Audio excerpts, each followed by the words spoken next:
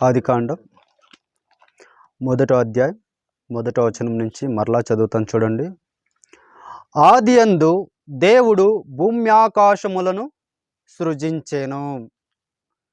భూమి నిరాకారముగాను శూన్యముగాను ఉండెను. చీకటి అగాధ జలములపైన కమ్మి ఉండెను. దేవుని ఆత్మ జలములపైన అల్లాడుచుండెను. దేవుడు ఎవరంట? ఆదియందు భూమ్యాకాశములను సృజించినవాడు దేవుడు. దేవుడు ఎవరంట? భూమ్యాకాశములను సృజించినవాడు. లోకములో మాటలు ఎలాంటివి ఉంటాయంటే, మరి దేవుణ్ణి ఎవరు సృజించారు అని అడుగుతూ ఉంటారు. కారణం ఏంటంటే,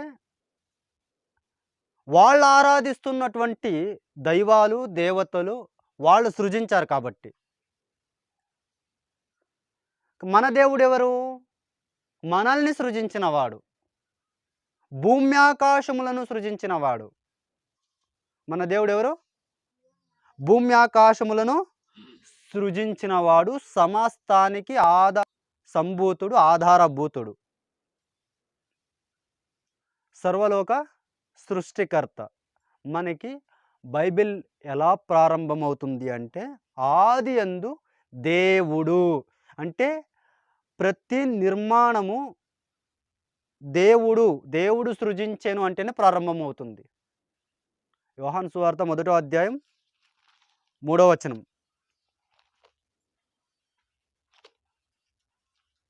యోహాను సువార్త 1వ అధ్యాయం 3వ వచనం. సమస్తము ఆయన మూలముగా కలిగెను, కలిగియున్నదేదియు ఆయన లేకుండా కలుగలేదు. ఏమంట? ఆయన మూలముగా. ఎవరు ఆయన? దేవుడు. మన దేవుడు ఎవరు? సమస్తాన్ని సృజించినవాడు. మన దేవుడు ఎవరు? సమస్తాన్ని సృజించినవాడు. అంతేగాని మన చేత సృష్టింపబడ్డవాడు కాదు. మన చేత మనము చేస్తే దేవుడు కాలేదు ఆయన. ఆయన చేస్తే మనం మనుషులమయ్యాము. ఆయన దేవుడు. ఆదియందు దేవుడు భూమ్యాకాశములను సృజించెను. భూమి నిరాకారముగాను శూన్యముగాను ఉండెను. ఏమంట? భూమి నిరాకారముగా. నిరాకారము అంటే ఆకారము లేనిదిగా. ఇప్పుడు సైంటిస్టులంతాను గోళాకారంగా ఉందని సైంటిస్టులు తెలియపరిచారు. ఆదిలో దేవుడు ప్రారంభించినప్పుడు ఆకారము లేదు దానికి. ఇప్పుడు కాదు. చూడండి, భూమి నిరాకారముగాను శూన్యముగాను ఉండెను దేవుడు సృజించినప్పుడు. చీకటి అగాధ జలముల పైన కమ్మి ఉండెను. ఏమంటే చీకటి ఏమైందంట? అగాధ జలములు అప్పటికి దేవుడు భూమి ఆకాశాన్ని కదా సృజించింది. మరి జలములు ఎక్కడి ఇంకా వచ్చాయి? భూమి ఆకాశములు అనగా భూమిలో ఏమేమి ఉంటాయో అవన్నీ ఉన్నాయి అక్కడ. నీరు ఉంది, భూమిను నేలను ఉంది. ఆకాశం అనగా ఆకాశంలో ఏమేమి ఉంటాయో అవన్నీ ఉన్నాయి. అంటే సౌర కుటుంబం ఇది. దీన్ని ఏమంటారంటే సౌర కుటుంబం. సౌర కుటుంబంలో గ్రహాలు ఎన్ని ఉంటాయి? 9 గ్రహాలు ఉంటాయి. 9 గ్రహాలు ఉంటాయి. సైన్స్ బాగా చదువుకున్న వాడికి దాని గురించి అర్థమవుతుంది. అలాంటివి ఇంకెన్నో. అగాధ జలముల పైన, చీకటి అగాధ జలముల పైన కమ్మి ఉండెను. దేవుని ఆత్మ జలముల పైన అల్లాడుచుండెను. ఏమంట? దేవుని ఆత్మ జలముల పైన అల్లాడుచుండెను. బాగా గమనించాలి. ఆదియందు దేవుడు భూమ్యాకాశములను సృజించెను. అక్కడ దేవుడు అని రాయబడింది.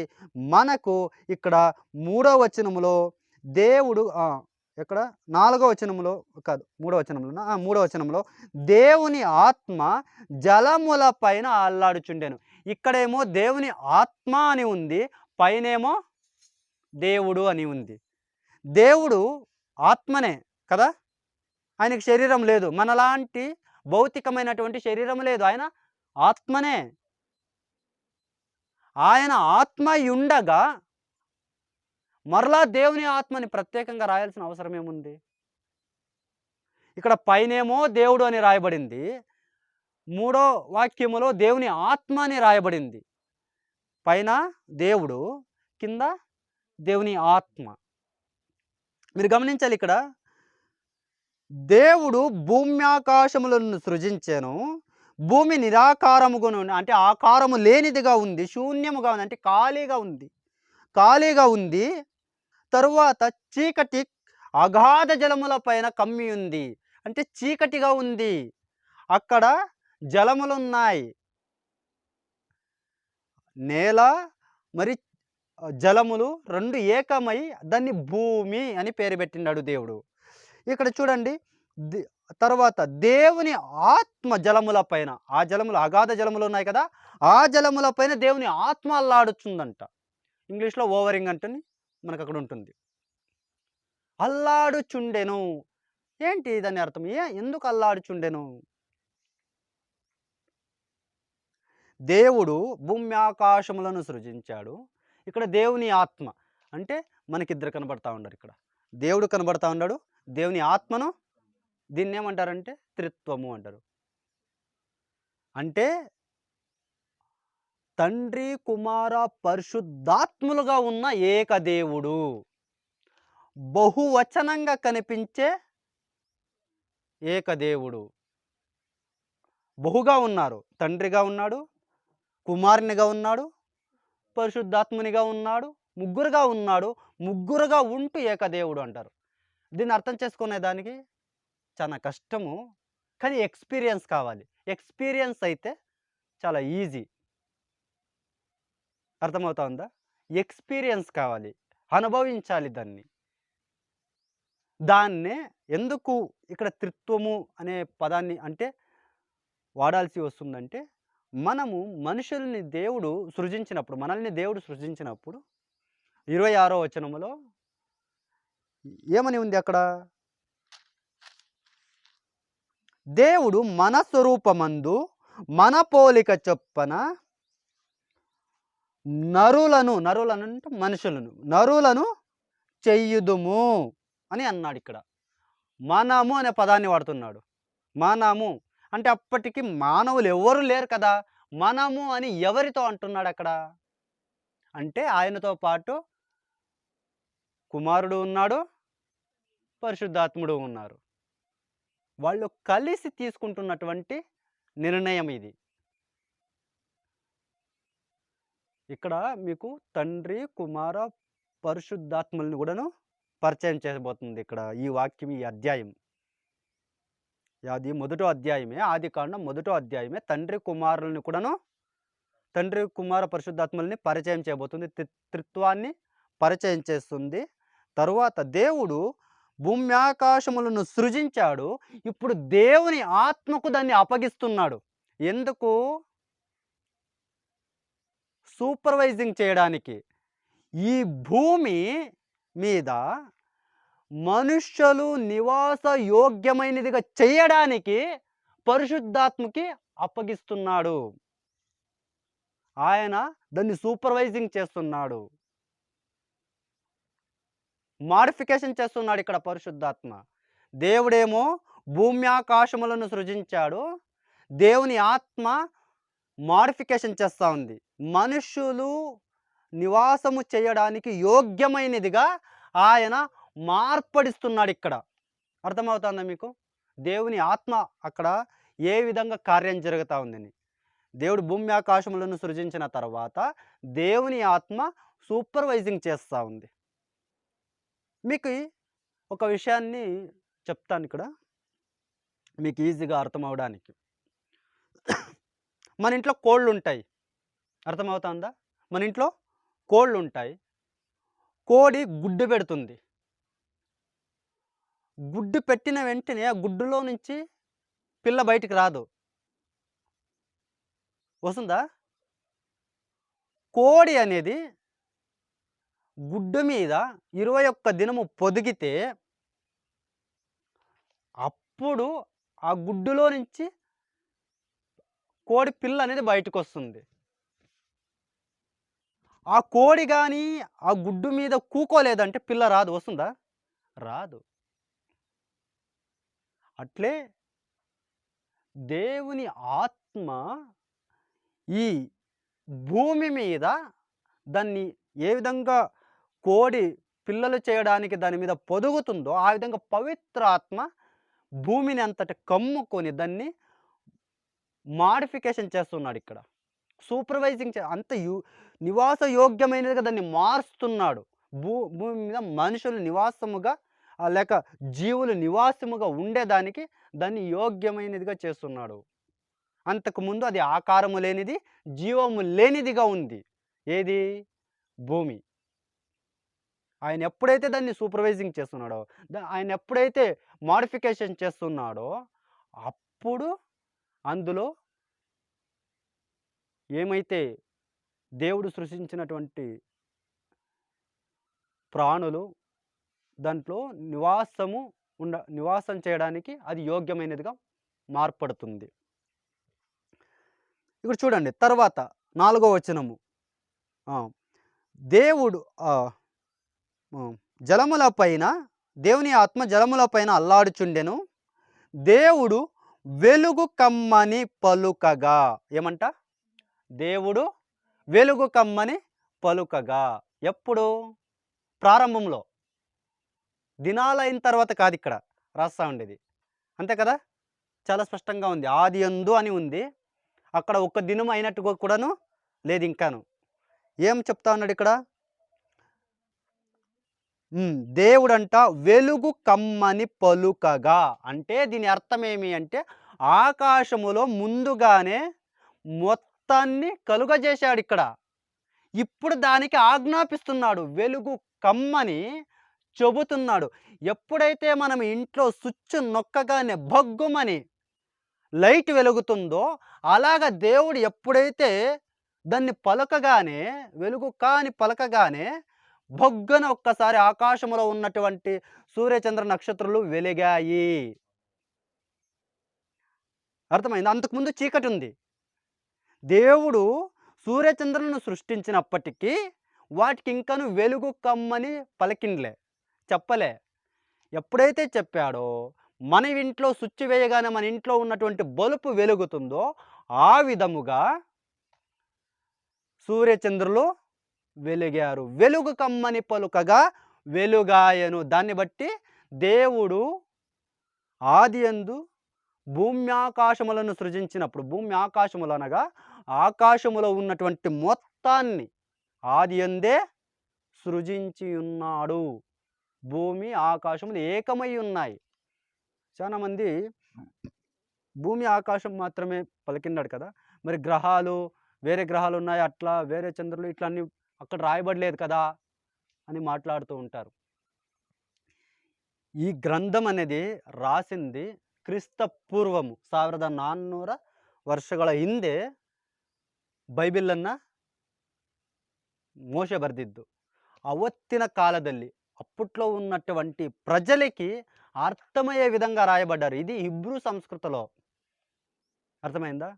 అప్పటికి సైన్స్ అనేది లేదు, డెవలప్ లేదు, తెలీదు. ఒకవేళ ఇప్పుడున్నటువంటి టెక్నాలజీని అప్పట్లో దృష్టించి రాసి ఉండింటే అప్పుడున్నటువంటి ప్రజలకు అర్థమయ్యేది కాదు.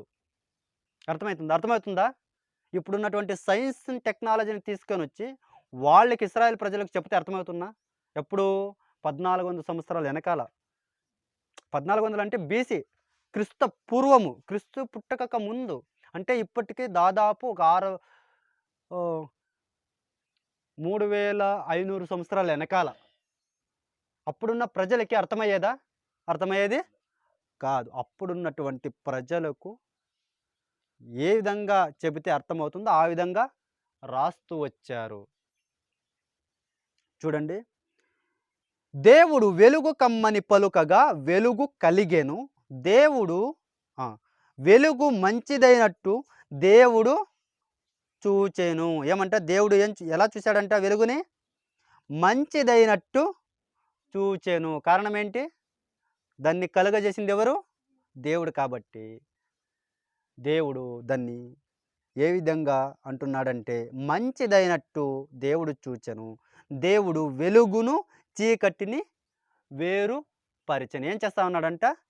చీకటిని, వెలుగుని ఏం చేస్తున్నాడంట? వేరు చేస్తున్నాడు. వేరు వేరుగా చేస్తున్నాడు. అంటే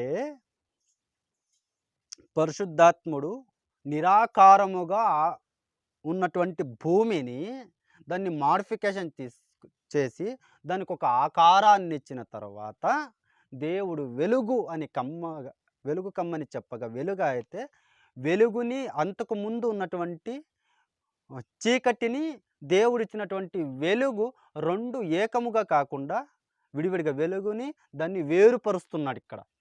దేవుడు వెలుగునకు పగలనియు ఏమంట?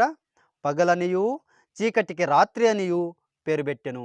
ఎప్పుడు రాత్రి లేక పగలు అయ్యేది ఎప్పుడు? సూర్యుడు ఉంటేనే కదా! గుర్తుపెట్టుకోండి. ఒక దినం కావాలంటే 24 గంటలు కావాల్సిందే. మనకి సూర్య చంద్రులు లేకుండా సమయాన్ని గుర్తించేదానికి సాధ్యపడుతుందా? అయ్యేలే. అంటే అప్పటికి సూర్య చంద్రులు ఉన్నారా లేరా? ఉన్నారు కాబట్టే ఏమైంది? ఇక్కడ చూడండి. చీకటి రాత్రి అని పేరు పెట్టెను. అస్తమయము ఉదయము కలుగగా. అస్తమయము ఉదయము 2 అస్తమయము ఉదయము కలుగగా ఒక దినం అయ్యిందంటే సూర్యచంద్రులు ఉంటేనే అవుతుంది. సూర్యచంద్రులు లేకుండా ఒక దినము అవ్వడానికి సాధ్యమే లేదు. కాబట్టి దేవుడు భూమి ఆకాశములు అనగా సమస్తాన్ని అనగా ఆకాశములో ఉన్నటువంటి ప్రతిదాన్ని కలుగజేశాడు. భూమి మీద ఉన్న ప్రతిదాన్ని అంటే నీరు కలుగజేసి నిరాకారముగా చేశాడు. దానికి ఒక ఆకారాన్ని మాడిఫికేషన్ చేశాడు. ఎవరు? పరిశుద్ధాత్మ దేవుడు. దేవుడేమో భూమి ఆకాశములను సృజించి పరిశుద్ధాత్మకి అప్పగిచ్చాడు. జనులకు నివాస యోగ్యమైనదిగా చేయమని. మరియు దేవుడు జలముల మధ్య ఒక విశాలము కలిగి ఆ జలములను ఈ జలములను వేరుపరచును గాకని పలికెను. అర్థమవుతోందా మీకు?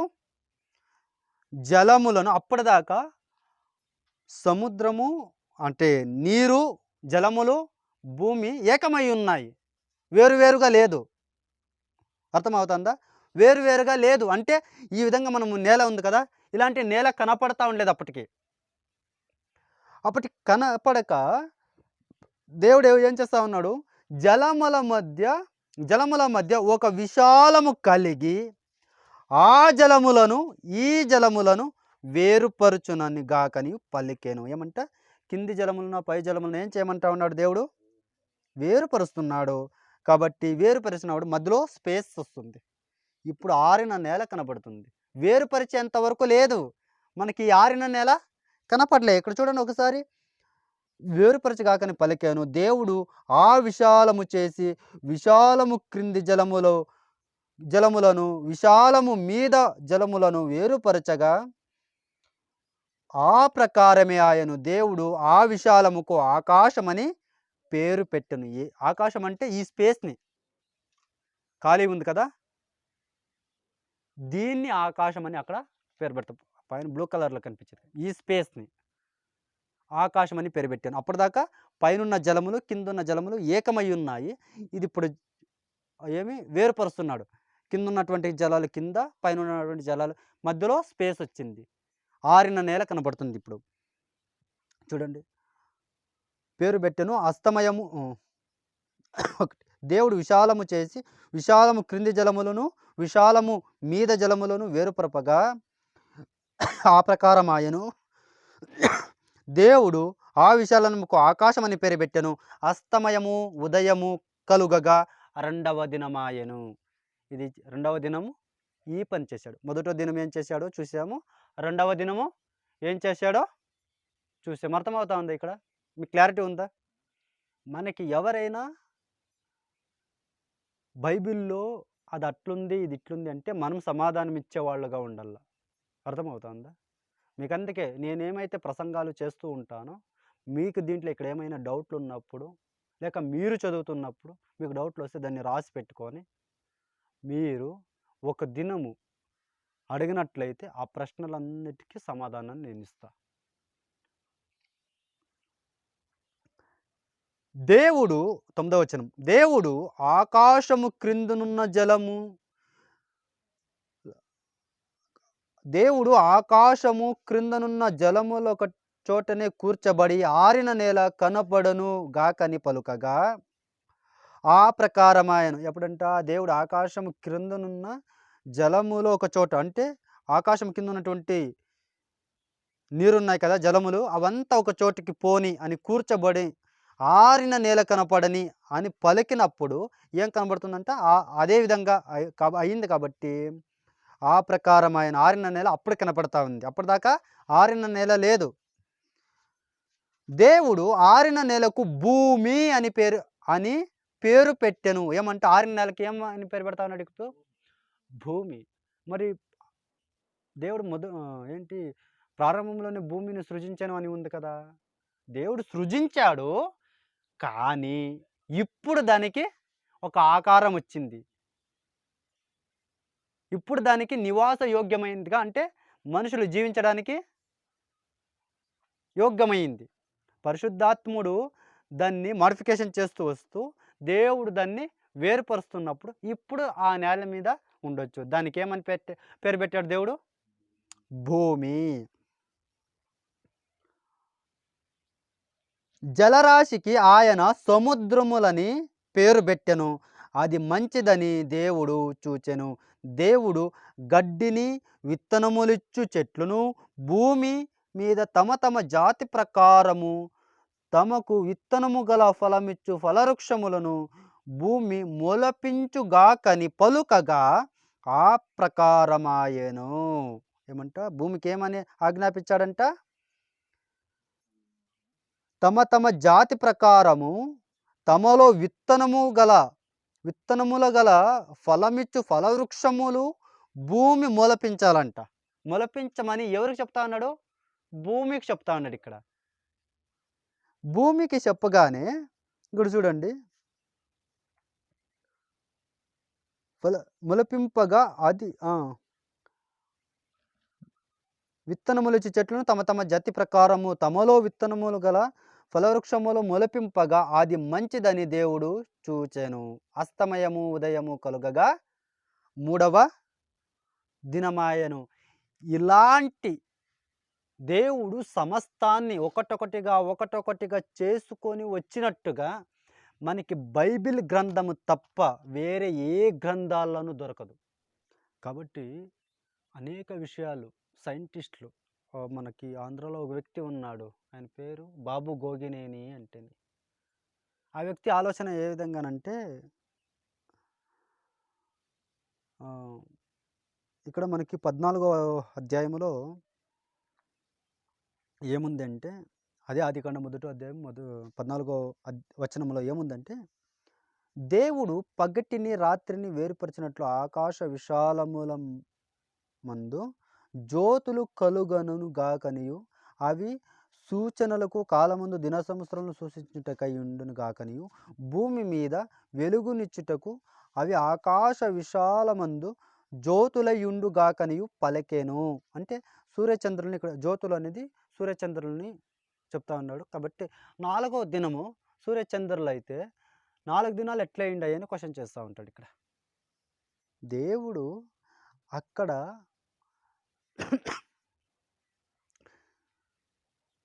వాటిని సృష్టించలే. 14వ అధ్యాయములో 4వ దినము సూర్యచంద్రులను సృష్టించినట్లుగా కాదు అక్కడ ఉండేది. ఆకాశములో వాటి పనేమి? రాత్రి పొగలు ఇచ్చేదానికి సూచనలుగా ఉండమని 4వ దినం ఆజ్ఞాపిస్తా ఉన్నాడు అక్కడ.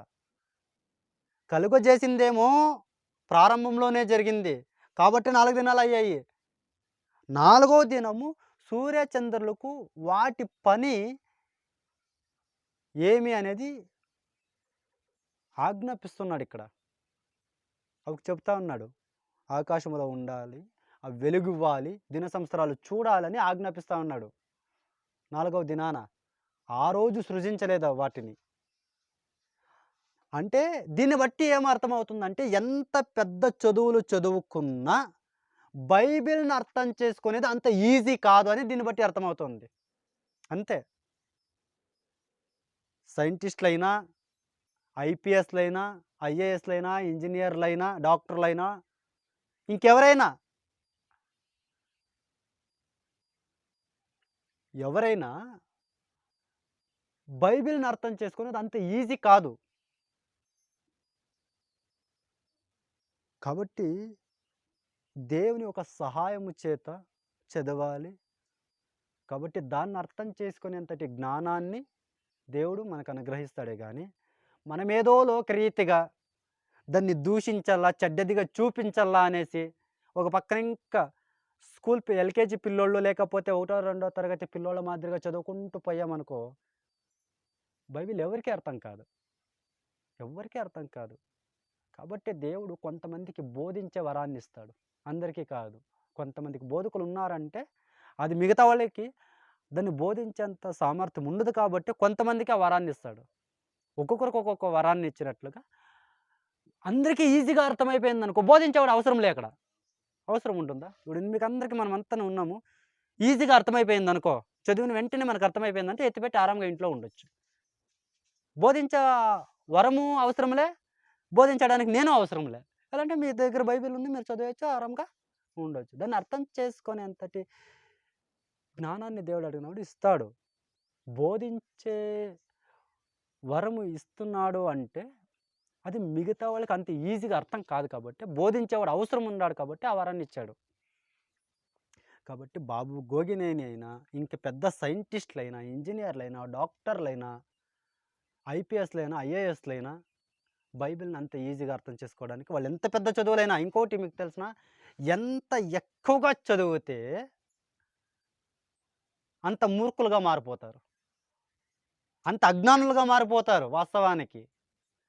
ఎలా అంటే వాళ్ళంతాను ఈ లోకరీతమైనటువంటి జ్ఞానం ఎక్కువ అయ్యే కొద్దీను దేవుడు లేదు, దేవుడు లేదు ఉంటేనే అంటా ఉంటారు. వాస్తవానికి అది జోకు. మనకది జోకని తెలియక నవ్వుకుండా ఉంటాం అంతే. నగాలి అట్లన్నప్పుడు. ఇప్పుడు మనలో ఏముంది? ప్రాణముంది. జీవముంది. జీవమున్నప్పుడు మనం ఎవరి సహాయము చేత జీవిస్తూ ఉన్నాము? మనలో ప్రాణం ఎలా వచ్చింది? ఒకవేళ మనం ప్రాణం పోయిందంటే ఇది నిర్జీవం అయిపోతది. కదలదు, మెదలదు, పారాడదు. వదిలేస్తే పురుగులు పడి పోతాయి. ఆటిలో జీవం లేదు అని తెలుసుకొనొచ్చు. దాంట్లో జీవం లేకపోయేసరికే అది అట్లా అయిపోతే, ఇప్పుడు కూడాను నేను ఇంకా బాగున్నాను అంటే, ఇంత బాగా పెట్టిందెవరు? అప్పుడు సైంటిస్ట్ అనేవాడు దేవుడు లేదు అంటా ఉన్నాడంటే, వాడు జోకేస్తా ఉన్నాడా? సీరియస్‌గా చెప్తా ఉన్నాడా? వాడు కామెడీ పీస్ అయినాడు. అది మనకు అర్థమైతా ఉండలే. దేవుడు లేడు అనేవాడు ఒక జోకర్రు. దేవుడు లేడనేవాడు ఒక జోకర్. ఎంత ఎక్కువగా చదివితే అంత అజ్ఞానంలోకెళ్ళిపోతాడు. ఎంత ఎక్కువగా చదువుకుంటే అంత అజ్ఞానులుగా మారిపోతారు. ఎవరికి పడితే వాళ్ళు వాళ్ళ లాజిక్‌లు అడుగుతా ఉంటారు. అదెట్లా సాధ్యం? మట్టిలో నుంచి మనిషిని ఎట్లా చేసేకవుతుంది అంటని. నీకు నాకు అసాధ్యము. దేవునికి అసాధ్యమా? శూన్యముగా ఉన్నప్పుడు భూమినే సృజించిన దేవునికి ఆ మట్టి తీసుకొని మనిషిని చేసేది పెద్ద విషయమా? ఒకసారి చెప్పండి. కాదు. ఆఫ్టర్ ఆల్ ఒక మనిషి ఒక రోబోని తయారు జేసి దాన్ని నడవగలిగించేంత శక్తి సామర్థ్యం మనిషికుంటే, దేవునికి ఇంకెంత శక్తి ఉంటుంది కదా! ఇంకా 'బైరి నరేష్' అనే వ్యక్తి ఉన్నాడు. మనుషులు అది కనిపెట్టారు, ఇది కనిపెట్టారు, అందరూ కనిపెట్టారు. మరి దేవుడు గు ఏమి గుండు పిన్నయినా కనిపెట్టాడా అంటని ఆ షార్ట్స్ వీడియోల్లో వస్తా ఉంటుంది. దేవుడేం కనిపెట్టాలంట? గుండు పిన్నులు కనిపెట్టాలంట. సూదులు కనిపెట్టాలంట. అది కనిపెడితే దేవుడంటారా? అవి కనపడితే అవి నిర్జీవమైన వస్తువులు. దాన్ని మనుషులు కనిపెడతారు. వాడి అవసరాలను బట్టి. దాన్ని కనిపెట్టేంత జ్ఞానం ఇచ్చింది దేవుడని తెలుసుకోలేకపోతాడు. అందుకే ఎక్కువ చదివే కొద్దీ ఏమైతారు? అజ్ఞానులే అవుతారు. జ్ఞానం లేని వారుగా మిగిలిపోతారు. దేవుడు ఇప్పుడు నేను స్కూల్లో ఉన్నప్పుడు బాగా చదువుతా ఉంటిని. దేవుడు మధ్యలోనే నన్నెందుకు ఆపేసాడంటే, వాస్తవానికి ఎక్కువ చదివితే నేను కూడాను అజ్ఞాని అయిపోతానని దేవునికి ముందుగానే తెలిసుండొచ్చు. అంతే కదా! దేవునికి తెలియక ఏది జరగదిక్కడ. సమస్తము దేవునికి తెలుసు. నేను పుట్టినప్పటి నుంచి నేను చచ్చిపోయేంత వరకు. దేవునికి తెలియక ఏమి జరగదు.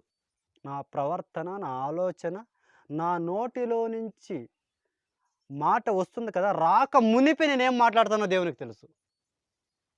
అంతటి జ్ఞానం. ఆయన జ్ఞానాన్ని మనం అందుకోలేము, అంచనా వెయ్యలేము. ఒకవేళ అంత ఈజీగా మనం అంచనా వేసామనుకో, మనం ఆరాధించము. ఇంతేనా అంటాం. ఆరాధించము. మనలో ఆరాధన ఉండదు. మనలాంటోడే కదా దేవుడు కూడాను అనుకుంటాము వాస్తవానికి. అది అర్థం కానప్పుడే ఇంత జ్ఞానమా? కీర్తనకారుడు ఆకాశములను చూడండి. ఆకాశములు వివరిస్తాయి అంటాడు ఆయన మహిమను. ఆకాశాన్ని చూసినప్పుడు ఎన్ని నక్షత్రాలుంటాయి ఒకసారి ఆలోచించండి.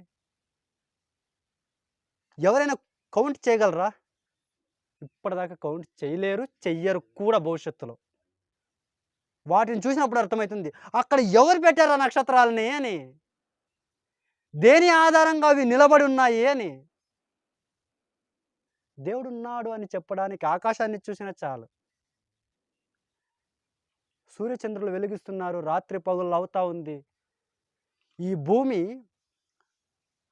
సూర్యునికి ఒక ఒక డిస్టెన్స్ ఉంటుంది. ఇంత కిలోమీటర్‌లో ఇంత దీంట్లో ఇది ఉండాలా అని. ఏ మాత్రము భూమి అక్కడి నుంచి తప్పిపోయిందనుకో భూమి ఉండదు. మరి అక్కడ నిలబెట్టింది ఇంత డిగ్రీలోనే ఇది రౌండ్ వేయాలి, ఇది సూర్యుని చుట్టూ తిరగాలి అని చెప్పిందెవరు? ఎవరు నిలబెట్టారు అక్కడ పోనీ? శూన్యములో భూమిని నిలబెట్టిందెవరు? ఏమీ లేదు. దానికి ఎటువంటి ఆహ్, స్తంభాలు లేవు. ఇప్పుడు మనం ఒక బిల్డింగ్ కట్టాలంటే దానికి సరైన పునాది ఉండల్లా. అస్థివారం ఉండల్లా. మరి భూమికి అస్థివారం ఏసిందెవరు? దేని మీద భూమిని నిలబెట్టాడు? దీన్ని తెలుసుకుంటే చాలు. సైన్స్ అనేది దేవుని గురించి గొప్పగా చూపెడుతుంది. సైంటిస్ట్ అనేవాడు జోక్ చేస్తూ ఉంటాడు వచ్చి. దేవుడు లేదు అని. సైన్స్ వేరే, సైంటిస్ట్ వేరే. యోబు గ్రంథం 12వ అధ్యాయం 7వ వచనములో ఒకసారి తెరవండి అది. 12:7. ఆ! ఆయనను మృగములను విచారించుము, అవి నీకు బోధించును. యావి మృగాలకి అడగండి అవి మీకు బోధిస్తాయని. వాటిని చూసినప్పుడు మనకనిపిస్తుంది. వాటిని ఎవరు ఇన్ని జీవరాశుల్ని భూమి మీద కలుగజేసిందెవరు? వాటికి ఆహారాన్ని సమకూరుస్తున్నది ఎవరు? వాటిని ఆరోగ్యంగా ఉంచుతున్నది ఎవరు? ఎవరు మేపుతున్నారు? ఎవరు దానికి ఆరోగ్యాలని అద్భుతంగా ఇస్తున్నదెవరు? మనిషి ఏదైనా ఆ జీవుల్ని ఏదైనా సృజించాడా? పోషిస్తున్నాడా పోనీ? వాటిని అడుగు. దేవుని శక్తి ఏమనేది అవి బోధిస్తాయి. ఎంత అద్భుతమైనటువంటి మాట. చూడండి ఒకసారి. ఆకాశ పక్షులను విచారించుము. వాటిని చూసి అడగవు. ఏమని? అవి నీకు తెలియజేయును. వాటిని చూసినప్పుడు ఆకాశంలో ఆ 2 రెక్కలతో ఎగురుతూ ఉన్నాయంటే మనిషి అట్లా ఎగరగలడా? పోనీ అంతే పరిమాణంతో మనం రెక్కలు కట్టుకొని ట్రై చేద్దామా ఒకసారి? అవుతుందా? కాదు. మరి అవి ఎగరడానికి సహాయం చేస్తున్నదెవరు? వాటిని చూడండి. భూమిని గురించి ధ్యానించిన ఎడల అది నీకు బోధించును. ఈ భూమి గురించి ఆలోచించినప్పుడు అది నీకేం చేస్తుందంట? బోధిస్తుంది. ఆకాశ పక్షులను విచారించుము, అవి నీకు తెలియజేయును. భూమిని గూర్చి ధ్యానించిన ఎడల అది నీకు బోధించును. సముద్రములోని చేపలను నీకు దాన్ని విచారించుము. వీటన్నింటిని బట్టి యోచించుకొనిన ఎడల యెహోవా హస్తము వీటిని కలుగజేసెనని తెలుసుకొనలేని వాడెవడు? వీటన్నిటిని చూసినప్పుడు యెహోవాని హస్తం ఇది చేసిందని తెలుసుకోలేని వాడెవడంట? ఒకవేళ వీటన్నింటినీ చూసి కూడా వాడు తెలుసుకోలేదు అంటే, వాడే పెద్ద సైతాన్ అని అర్థం. అంతే. ఇప్పుడు ఆకాశంలో ఉన్నటువంటి పక్షులని, మృగాలని, భూమి మీద ఉన్నటువంటి వాటిని, సముద్రంలో ఉన్నటువంటి చేపల్ని, ఈ సమస్తాన్ని చూసినప్పుడు దీన్ని నిర్వహిస్తున్నది ఎవరు? దీని వెనకాల ఉన్నటువంటి హస్తం ఎవరిది? శక్తి ఎవరిది? అర్థమవుతోందా? అప్పుడు అర్థమవుతుంది. అప్పుడు అర్థమైతుంది ఇది దేవుడే చేశాడిది అని. దాన్ని గ్రహించలేని వాడెవడు అప్పుడు? చూడు ఎంత బాగా చెప్తా ఉన్నాడు. యెహోవా హస్తము వీటిని కలుగ చేసెనని తెలుసుకొనలేని వాడెవడు? వాటిని చూసినప్పుడు తెలుసుకోలేని వాడెవడు? ప్రతి మనిషికి అర్థమవుతుంది ఇక్కడ. ప్రతి మనిషికి, భూమి మీద జీవిస్తున్న ప్రతి మనిషికి వీటిని చూసినప్పుడు అర్థమవుతుంది దీని వెనకాల ఇది దేవుడు సృజించాడు, కలగజేశాడు అని. అంత అద్భుతమైనటువంటి వివరణ బైబిల్‌లో మనకు దొరుకుతుంది. మనమేమో ఎక్కువ చదువుకున్నారు కదా! సైంటిస్టులు, సైన్స్ టీచర్సు, ఐఏఎస్‌లు, ఐపీఎస్‌లు అంటా ఉంటాము. వాళ్ళంత అజ్ఞానులు భూమి మీద ఇంకెవ్వరు ఉండరు. వాళ్ళ పేర్ల ముందర పదవులుంటాయి. ఇంత చదివిండారు, ఎంబీఏ అంటేనే ఒకడు, డాక్టరేట్ అంటే పద్మభూషణ్ అని ఏదేదో సాధించామని వాళ్ళ పేర్ల ముందర పదవులుంటాయి. వాస్తవానికి ఎన్ని పదవులున్నా ఈ పదవులు ఏవి పరలోకానికి తీసుకుపోవు. అవంతా ఈ భూమికి మాత్రమే సీమితమవుతాయి. ఇతను బతికినప్పుడు మాత్రమే సీమితమవుతాయి. ఇవేవి ఆయన పరలోకం వరకు తీసుకెళ్ళవు. అయ్యో! భూమి మీద నేను అన్ని చేస్తా, ఇన్ని చేస్తా అంటే లే. అజ్ఞానముతో అల్లాడుతున్నారు, కొట్టుమిట్టాడుతున్నారు. ఎంత అద్భుతమైనటువంటి వివరణ ఇక్కడ ఉంది. బాబు గోగినేని లేకపోతే ఇంకొక వ్యక్తి చినిజేఆర్ స్వామి అంటేనే ఐడియా ఉంటుంది కదా! ఆ వ్యక్తి మొన్న ప్రసంగం చేస్తున్నారు. శివశక్తి వాళ్ళేదో వార్షికోత్సవము చేస్తే ఆ ఫంక్షన్‌లో అతను మాట్లాడిన మాట ఏమంటే, క్రైస్తవుల్ని యేసు కన్యకు పుట్టడం ఏంటి అని అడిగితే వాళ్ళ దగ్గర సమాధానం ఎక్కడా అంటాడు. యేసు కన్యకు పుట్టాడంటే ఎందుకంటే స్త్రీ పురుషుల కలయిక లేక మనిషి జన్మించడం సాధ్యం కాదు కదా! వాళ్ళ దృష్టి.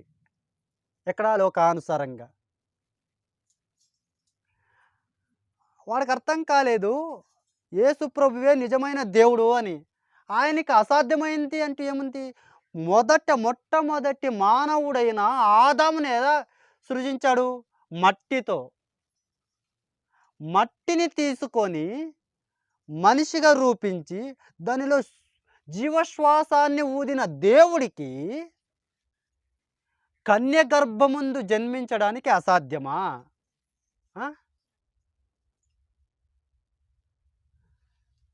కన్య గర్భమందు జన్మించడానికి అసాధ్యమా? మట్టితో బొమ్మలు చేయగలం మనమైతే. దానికి జీవాన్ని ఇచ్చేదానికి అవుతుందా మన వల్ల? అవ్వదు. అలాంటి మట్టితో మనిషిని చేసి జీవం పోసిన దేవుడికి కన్య గర్భాన జన్మించడము అసాధ్యమా? సమస్త లోకాలను సృజించిన దేవునికి కన్య గర్భమందు జన్మించడానికి అసాధ్యమా? దేవుడికి ఏదైనా సాధ్యమే.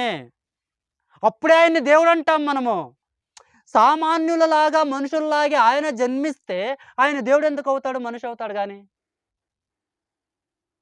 ఆయన ఈ లోకానికి వస్తాడు. ఆయన్ని ఎలా గుర్తించాలో అనడానికి గుర్తుకి కన్య గర్భమున ఆయన జన్మించాడు. సామాన్యులులాగా ఆయన జన్మించుంటే ఆయన దేవుడు ఎందుకు అవుతాడు? ఒకసారి అర్థం చేసుకోండి. నువ్వు నేను ఎలా పుడతామో అదే విధంగా ఆయన కూడా పుడితే ఆయన దేవుడే ఎందుకు కదా? మనలాగే మనిషి అవుతాడు. ఆయన పరిశుద్ధుడు. మనం ఎలా గుర్తించాలి? అద్భుతమైనటువంటి వివరణ మనకు బైబిల్లో దొరుకుతుంది. భూమి ఆకాశములను ఎలా సృజించాడు, త్రిత్వం అంటే ఏంటి, పరిశుద్ధాత్ముడు వచ్చి జలములపై ఎందుకు అల్లాడుచున్నాడు, మొదటి దినాన దేవుడు సూర్యచంద్రులనే మొదటి ఆ ప్రారంభంలోనే చేశాడా, లేక 4వ దినాన చేశాడా? ఎంత మన దేవుడు ఎవరంట? సమస్తాన్ని సృజించిన దేవుడు అని మనకి ఈ వాక్యాలు తెలియపరుస్తాయి. అందుకనే మనము ప్రతి దాన్ని చాలా క్షుణ్ణంగా పరిశోధన చేయాలి, అర్థం చేసుకోనాలి. ఒకడొస్తాడు నాస్తికుడు, వాడు ఏదో క్వశ్చన్ చేస్తాడు, మనం ఆన్సర్ ఇచ్చేవారుగా ఉండాలి. వాడు ఒకవేళ కన్య కడుపున బిడ్డ పుడుతుంది అంటే ఎట్లా నమ్మేది అని వాడు అడిగినప్పుడు, భూమి ఆకాశములను సృజించిన దేవునికి కన్య గర్భాన పుట్టడం ఒక లెక్క అని చెబితే వాడేం చేస్తాడు? సమస్తం భూమి ఆకాశములను సృజించిన దేవునికి ఇది ఒక లెక్క, మన దగ్గర ఆన్సర్ ఉండదు. ఉంటుందా? ఉండదు. ఖచ్చితంగా ఒప్పుకోవాల్సిందే మనం చెప్పిన సమాధానానికి. ఎందుకంటే వాడికి మరో ప్రశ్న వేయడానికి లేదు, అక్కడ వాడి లాజిక్ ఎదిగేదానికి లేదు. అది సాధ్యపడదు కదా సైన్స్ ప్రకారంగా అంటారు. నువ్వు నేను పుట్టేది న్యాచురల్ బర్త్ అయితే, యేసుక్రీస్తు పుట్టింది మిరాకిల్ బర్త్, అద్భుతం. అది అద్భుతాలకి న్యాచురల్కి పోలిక చేసి చూడకూడదు. అద్భుతాలని అద్భుతాలంగానే చూడాలి, అప్పుడే దాన్ని అద్భుతం అంటారు.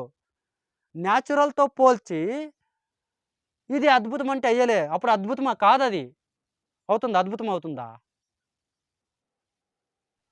అద్భుతం వేరే, న్యాచురల్ వేరే. సైంటిస్టులు అట్లే అడిగేది. చచ్చిపోయిన వాడిని లేపిచ్చాడు దేవుడు. అద్భుతాలంటే అవి. నిద్రపోయినవంత కాదు లేపించింది. మనోళ్ళు నిద్రపోయిన వాళ్ళతో లేపించాడు, సిగో మేము లేపిస్తామే అంటారు. కానీ దేవుడు 4 రోజులు సమాధిలో ఉన్న పూడ్చిపెట్టిన వ్యక్తిని లేపించాడు. అంతకంటే అద్భుతం ఏం కావాలా? నువ్వు నేను మంది న్యాచురల్ బర్త్, అందరిలాగే మనం జన్మించాము. స్త్రీ పురుషుల కలయికల వల్ల మనుషులు జన్మించారు. కానీ దేవుడు అలా కాదు. దాన్ని ఏమంటారు? మిరాకిల్ అంటారు. ఏమంటారు? అద్భుతము. కానీ మనోళ్ళే కదా. అప్పుడు మనం చెప్పాల్సింది ఏం తెలుసునా? ఎవరైనా అడిగితే అది ఎట్లా సైన్స్ ఒప్పుకోనేలే కదా, అది ఎట్లా సైంటిఫిక్గా ప్రూవ్ అవుతుంది అని అడిగితే, అది ప్రూవ్ కాదు కాబట్టి, మనిషి ఆలోచనకు అందదు కాబట్టి దాన్ని మిరాకిల్ బర్త్ అంటారు బ్రదర్ అని చెప్పాలి మనం. అంతేనా?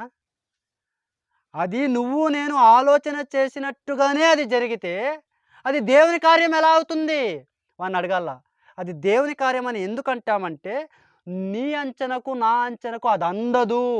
దేవుని జ్ఞానాన్ని మనము తెలుసుకోనడానికి అసాధ్యము. ఆయనకు సమస్తము సాధ్యము అని మనం సమాధానం ఇవ్వాలి. అంతే తేడా. వాడికి ఇంకా మరో ప్రశ్న ఉండదు. అప్పుడు ఆ క్వశ్చన్ చేసినప్పుడు అట్లెట్లా పుడతారు అంటే అడిగేవాళ్ళు ఉన్నప్పుడు మనం ఇట్లే చెప్పాలి. అట్లెట్లా పుడతారంటే అది దేవునికి సాధ్యము. నీయకట్లా నాయకట్లా పుడితే అది న్యాచురల్ బర్త్ అవుతుంది. కన్య గర్భమున జన్మిస్తేనే అది మిరాకిల్ బర్త్ అవుతుంది. మిరాకిల్కి న్యాచురల్కి చాలా వ్యత్యాసం ఉంది అని చెబితే వాడితో సమాధానంలో నోరు మూసుకొని వెళ్ళిపోతాడు వాడు. ఖచ్చితంగా ఒప్పుకోవాల్సింది ఆవిడ క్రీస్తుని. కానీ కొంతమంది తెలుసుకున్నా కూడా, సత్యాన్ని ప్రకటించినా కూడా హృదయాన్ని కఠినంగా మార్చుకుంటారు కాబట్టి మనం చెప్పేది వారికి అర్థం కాదు, చెప్పినా వినరు. ఎందుకంటే అతడు ఒక సిద్ధాంతం పైన నిలబడి ఉంటాడు. నా సిద్ధాంతాన్ని, నా ఉనికిని కోల్పోకూడదని. ఇక్కడ ఇది సత్యం అనిపించినప్పటికీ వాడు ఒప్పుకోడు. వారిని మనం ఏం చేసేకి అయ్యలే. వాళ్ళని మార్చాలనుకుంటే దేవుడు మారుస్తాడు, వదిలేయాలనుకుంటే వదిలేస్తాడు. మనం ఏం చేసేకి లేదు. కాబట్టి బైబిల్‌ని ప్రతిరోజు ఆదికాండం మొదలుకొని ప్రతి అధ్యాయాన్ని, ప్రతి వచనాన్ని స్కిప్ చేయకుండా ధ్యానిస్తూ ఉందాం. సత్యాన్ని తెలుసుకుందాం. దేవుడు మనల్ని నడిపిస్తాడు. తలలోంచి ప్రార్థన చేసుకుందాం.